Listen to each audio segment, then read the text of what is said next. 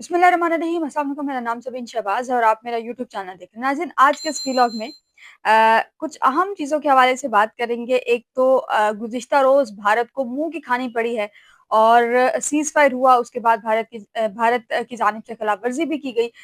एक तो उसकी तफ़सीलात आपके सामने रखूँगी, जंग पर भी थोड़ी बहुत बात करेंगे। दूसरा, सुप्रीम कोर्ट ऑफ पाकिस्तान में कल से शुरू होने वाला हफ़्ता किन-किन मुकदमात के हवाले से अहम रहेगा, इस हवाले से इस व्लॉग में इस हवाले से भी बात करेंगे। और तीसरा, इमरान खान की रिहाई के हवाले से कुछ डिटेल्स जो है वो आपके साथ इस व्लॉग में शेयर करूँगी, कि जंग से कुछ लोग इमरान खान की रिहाई को रिलेट कर रहे थे, क्या तफ़सीलात है और क्या कुछ जो है वो हो सकता है।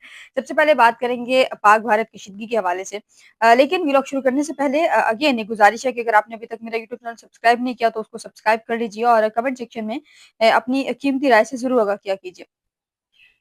नाज़रीन, सबसे पहले बात करेंगे पाक भारत कशीदगी के हवाले से। आपको याद होगा कि मंगल और बुध की दरमियानी शब भारत ने पाकिस्तान के कुछ इलाकों पर ड्रोन हमले किए थे। ड्रोन हमले भारत ने किए थे और उसके बाद फिर पाकिस्तान की जानिब से जवाब हल्का-फुल्का दिया गया था। लेकिन चूँकि हमारी पीएसएल टीम, पीएसएल इस वक़्त पाकिस्तान में भी चल रहा था, तो पीएसएल की जो बैनुल-अक़वामी जो खिलाड़ी थे, इंटरनेशनल प्लेयर्स जो थे, वो पाकिस्तान में मौजूद थे। तो पाक फ़ौज ने इतना कोई ख़ास रिएक्ट नहीं किया।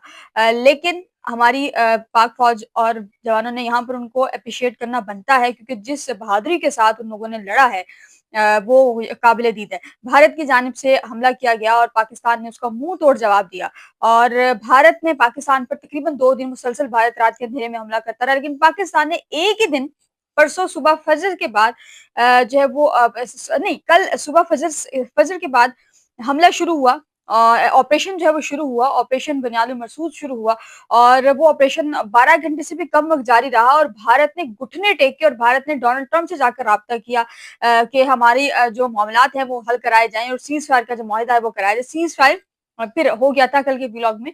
मैंने आपको बताया था कि सीज़ फायर हो गया, लेकिन फिर उसके बाद कुछ इत्तलात ये आई कि भारत ने सीज़ फायर की खिलाफवर्जी शुरू की है और एलओसी पर कुछ सेक्टर्स में भारत फायरिंग जो है वो कर रहा है। उसके अलावा और भी कुछ एरियाज़ हैं जहाँ पर कर रहा है। उस पर ड्रोन्स की कुछ इत्तलात आई कि कुछ भारत जो है वो कुछ इलाकों में ड्रोन्स फेंक रहा है। उस पर फिर जब थोड़ी बहुत इन्वेस्टिगेशन हुई, थोड़ी बहुत मैंने कुछ लोगों से पूछा, तो पता ये चला कि वो ड्रोन्स कल सुबह से भारत ने पाकिस्तान की तरफ भेजे हुए थे। वो 8 से 10 घंटे उनका स्टैंडर्ड टाइम होता है। तो 8 से 10 घंटे तक वो ड्रोन जो है पाकिस्तान की फ़िज़ा में मौजूद रहने थे। लेकिन वो ड्रोन, वही ड्रोन जो है मौजूद रहे, जो पेशावर में भी आया कि एक ड्रोन शायद गिरा है, सियालकोट में ड्रोन गिरा है, दीगर इलाकों में एक ड्रोन गिरा है। लेकिन एक बात तय है कि इस जंग ने भारत की सिक्योरिटी, भारत की तमाम चीज़ों का राज़ जो है फ़ाश किया और भारत को मुँह तोड़ जवाब पाकिस्तानी फ़ौज की जानिब से दिया गया। और एक चीज़ जो इंटरनेशनल लेवल पर जो है साबित हो गई है कि पाकिस्तानी फ़ौज और पाकिस्तानी फ़िज़ाइया का कोई सानी नहीं है। बहादुरी के हवाले से कह लें, हमारी मशीनरी के हवाले से कह लें। भारत के कुछ लोगों की वीडियोज़ आ रही हैं जो कह रहे हैं कि ये तो कहते थे कि पाकिस्तान के पास खाने के लिए पैसे नहीं है, तो वो इतनी हैवी मशीनरी और इतनी एडवांस मशीनरी कहाँ से खरीद कर लाए हैं? तो हमारी पाकिस्तानी फ़ौज और पाकिस्तानी पाक फ़िज़ाइया ने बड़ी ही दिलेरी के साथ लड़े हैं। गुज़िश्ता रोज़ वज़ीर-ए-आज़म ने जो है वो खिताब किया है और उन्होंने अपने खिताब में एप्रिशिएट किया है, जहाँ पर जो सरकारी सिक्योरिटी इदारे हैं, उनको एप्रिशिएट किया है। वहीं पर उन्होंने अपने भाई नवाज़ शरीफ को भी एप्रिशिएट किया है, जिनको एप्रिशिएट करना बनता नहीं था, क्योंकि 4 दिन जंग जारी रही है और नवाज़ शरीफ साहब जो हैं, उनका कोई ट्वीट, कोई मज़म्मती बयान जारी नहीं हुआ। लेकिन जैसे ही कल सीज़फायर का मुआहिदे का ऐलान हुआ, तो उसके फ़ौरी बाद नवाज़ शरीफ की जानिब से एक ट्वीट जारी किया गया।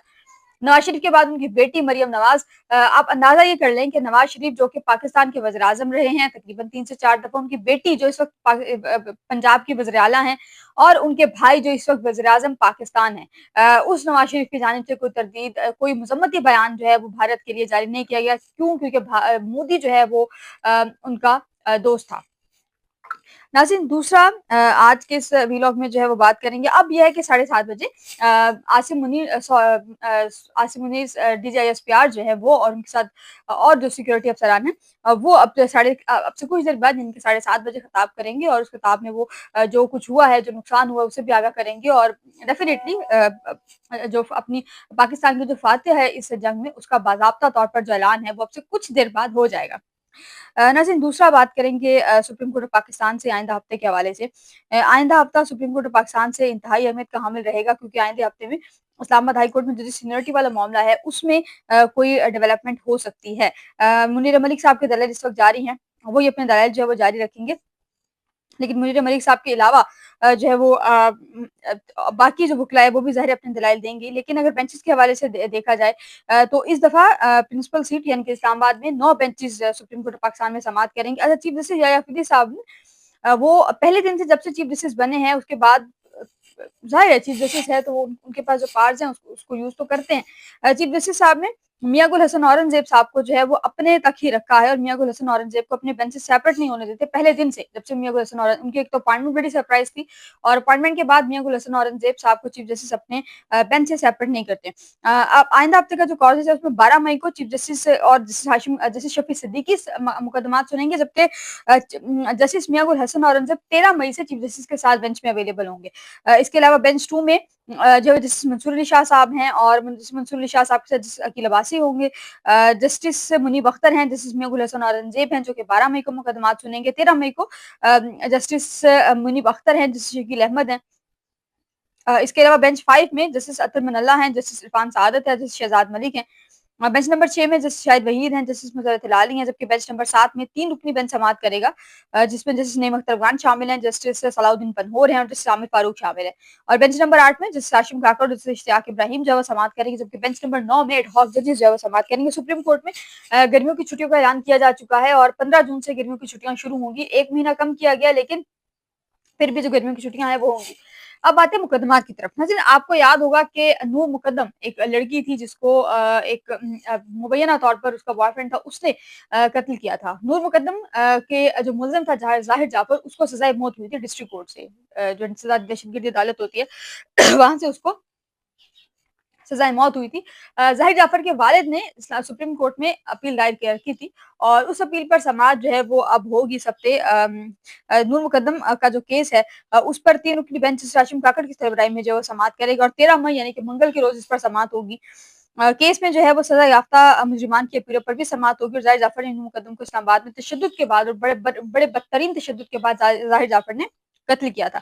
इसके अलावा 9 मई मुकदमात में जो है वो फवाद चौधरी की जो दरख्वास्त है वो भी समाअत के लिए मुकर्रर है। एक तो 9 मई के जो ट्रायल्स वाली दरख्वास्त है वो तो अदालत की तरफ से हुक्म जा चुका है कि 4 माह में जो ट्रायल कोर्ट है वो जितने भी ट्रायल्स हैं वो मुकम्मल करे। लेकिन फवाद चौधरी साहब का ये मौक़िफ़ था कि एक वाक़ये की मुतअद्दिद एफआईआर जो है वो नहीं हो सकती, जो उन्होंने अपनी पिटीशन में की थी। 9 मई के मुख्तलिफ मकामात पर एफआईआर वो फवाद चौधरी साहब ने सुप्रीम कोर्ट में चैलेंज किया था और अब ये है कि वो अपील फवाद चौधरी साहब की फिक्स हुई है और उस पर जैसे हाशिम काकड़ की सरबराही में 3 रुकनी बेंच जो है वो 16 मई यानी कि जुमे के रोज़ उस पर भी समाअत करेगा। नाज़रीन, आखिर में बात करेंगे इमरान खान के हवाले से। ये जब से जंग पाक भारत कशीदगी अरूज पर पहुंची और जब से जंग का आगाज हुआ तो लोगों ने ये कहना शुरू किया कि शायद ये जंग जो है इससे इमरान खान रिहा हो जाएंगे। फिर इमरान खान अली अहमद गंडापुर की जानिब से इमरान खान की पे रोल पर रिहाई के लिए इस्लामाबाद हाई कोर्ट से रुजू किया गया और पिटीशन फाइल की गई। लेकिन इमरान खान की रिहाई का किसी जंग से कोई ताल्लुक नहीं है। गुज़िश्ता रोज़ खबर गर्दिश की कि इमरान खान को शायद अडयाला जेल से शिफ्ट कर दिया गया है। हालाँकि ऐसा कुछ नहीं हुआ, इमरान खान को किसी जगह शिफ्ट नहीं किया गया। इमरान खान इस वक़्त तक अडयाला जेल में मौजूद हैं। अगर कहीं शिफ्ट किया जाएगा तो बाज़ाब्ता तौर पर ऐलान कर और फिर जो है वो शिफ्ट किया जाएगा। लेकिन इस वक़्त तक इमरान खान को अडयाला जेल से शिफ्ट नहीं किया गया। इमरान खान अडयाला जेल में मौजूद है। इमरान खान जो है वो कुछ ज़राए ये बता रहे हैं कि इमरान खान की बहनों ने उनको ये बताया है कि पे रोल पर शायद आपकी रिहाई की बातें चल रही हैं। तो उस पर इमरान खान ने कहा है कि पे रोल पर जो रिहाई है वो मैं उसको बिल्कुल प्रेफ़र नहीं करूँगा। और वो इमरान खान ने ये कहा है एज़ पर सोर्सेज़ कि इमरान खान ने कहा है कि ओवर माय डेड बॉडी, अगर ऐसा होता है तो मेरी लाश पे से गुज़र कर मुझे फिर पे रोल पर जो रिहाई है वो दिलवा दिया जाए। नाज़रीन, अगला हफ़्ता अहमियत का हामिल यकीनी होने वाला है और पाक भारत जंग थम चुकी है लेकिन सीज़ फायर का जो फाइनल फैसला है वो कल होगा। 12 मई को फैसला होने जा रहा है। क्या होगा अब ये भी देखना जो है वो बाकी है। आज के लिए इतना मुझे अपनी दुआ में याद रखना, बहुत ख्याल रखिएगा। अल्लाह हाफ़िज़।